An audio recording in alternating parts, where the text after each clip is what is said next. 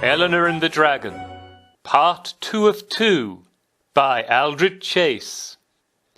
In Part 1, a wicked dragon called on the king and demanded that he deliver his daughter, Eleanor, to the dragon's cave to become its next meal. The king has sent his brave, but less than brainy knights to fight the dragon, led by Sir Gawain. Eleanor has sneaked out of the castle and is following them. Will she defeat the dragon, or is she destined to be dragon feed?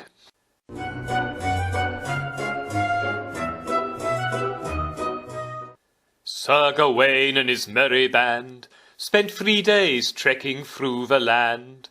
Eleanor followed close behind, but to her presence they were blind. And thus it was, on the 3rd day, through stony hills they made their way.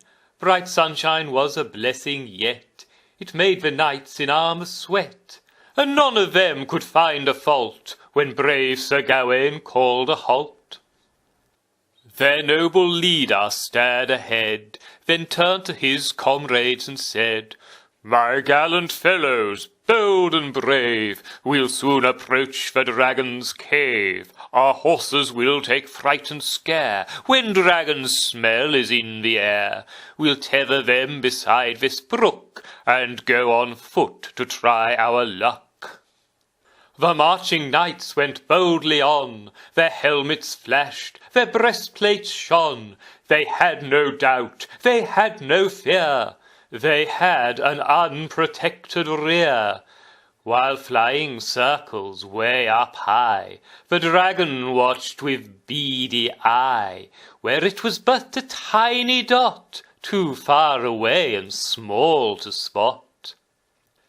This dragon, who'd grown smart and wise, was seldom taken by surprise.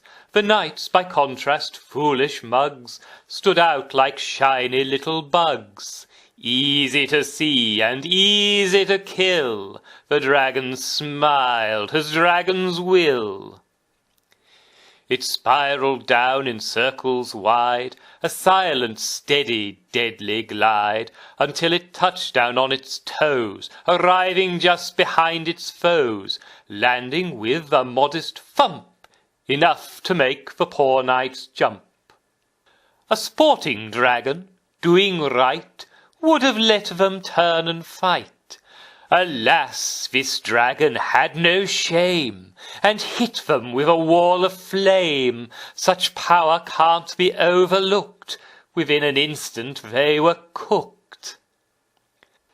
The dragon, who was not a charmer, surveyed the knights' remains in armour, and adding to its list of sins, said, "How delicious! Food in tins." With that the greedy dragon ate the knights, their chainmail, and their plate, each sword, each dagger, and each mace. It did not leave a single trace. At last the dragon looked around. A lonely vulture pecked the ground. The dragon ate it out of spite, and now no food remained in sight. The dragon thought, "I've stomach ache. I've eaten more than I can take. Strict dieting is self-defeating. It only leads to binge eating." Sleep, it thought, was the best suggestion to ease its tum and aid digestion. It should go home and take a nap. With that it gave its wings a flap, and lumbered up into the air, and flew off heading for its lair.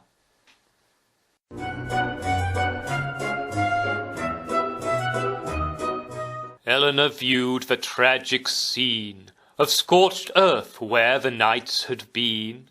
She shivered, hid beneath her cloak, and thought her quest a feeble joke. How could a puny girl succeed when bold knights failed to do the deed? But soon her brain stepped up a gear, and thoughts came to her loud and clear. A dragon's stomach was never placid. It roiled and boiled and burned with acid, and now the foolish greedy beast had guzzled armour at its feast. The tasty iron on which it snacked would meet the acid and react.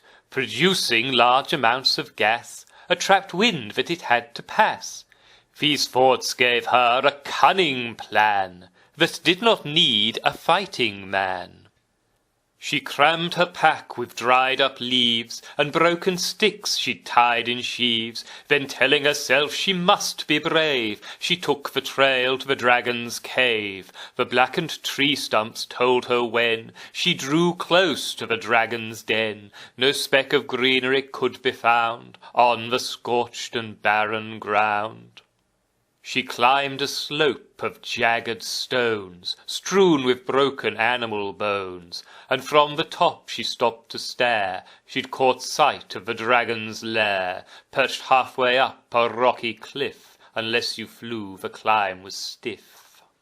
Brave Eleanor set down her pack to ready things for her attack. Within this pack she had kept handy a first-aid kit and flask of brandy, strictly for medicinal use, not for any other excuse. She took the brandy that she had and poured it on a cotton pad.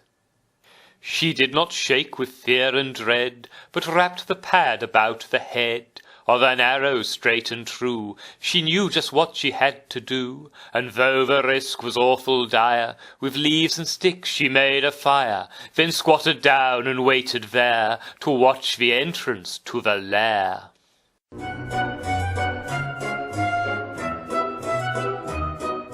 The dragon moaned and clutched its tongue, and cursed itself for being dumb.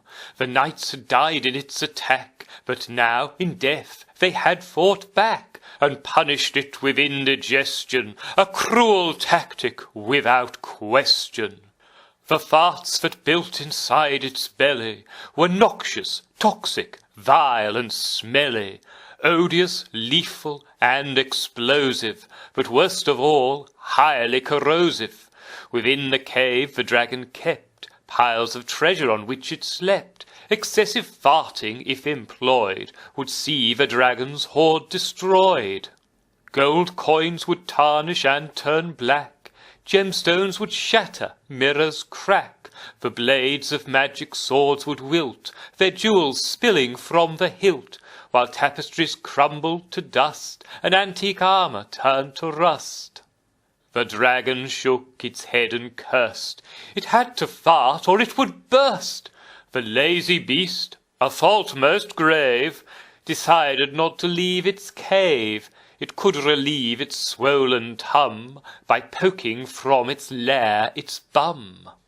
It stuck its bum out of its lair, and let it dangle in the air, then let loose a mighty fart indeed. It sounded like a horse stampede, and smelled of bad eggs in a dish, stewed with the heads of rotting fish. Eleanor's hopes began to surge. She saw the dragon's bum emerge, and with this target in her gaze, she thrust her arrow in the blaze. The brandy-soaked pad caught a flame. Then Eleanor took careful aim. The sizzling arrow flew with a thrum, and headed straight for the dragon's bum. Eleanor dived behind a rock. The ground was shaken by a shock. The arrowhead, a flaming dart, had met the dragon's smelly fart. The fart caught fire with a roar. The dragon shot across its floor, jet propelled by its burning bum, and ample fuel in its tum. It slammed into the far cave wall, which pressed its stomach tight and small, and made the pressure quite extreme. The dragon gave a final scream, then exploded and flew apart, a victim of its own vile fart. And just in case it was not dead, the roof collapsed upon its head. Eleanor checked she was unhurt, then picked herself up from the dirt. Her body shook, and her ears rang, because of the enormous bang. But she was safe, her quest completed, the wicked dragon was defeated. A greedy fellow would have worried, the dragon's hoard was lost and buried. But Eleanor took little pleasure in idle thoughts of wealth and treasure, and straightway she set her sights on saving the horses of the knights.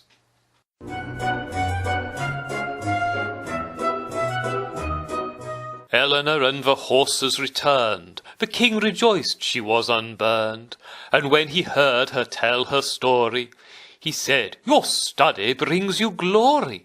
I must confess that I am shocked, the dusty knowledge that I mocked, dismissing it as empty prattle, is how you came to win the battle.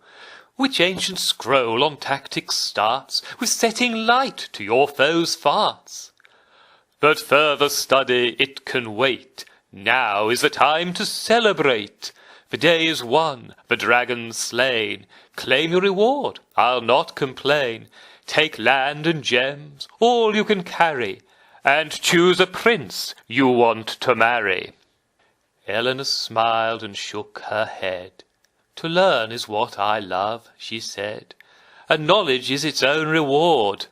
Not that wealth should be ignored, but only valued, I believe, for those good things it can achieve. There is one gift that I could use.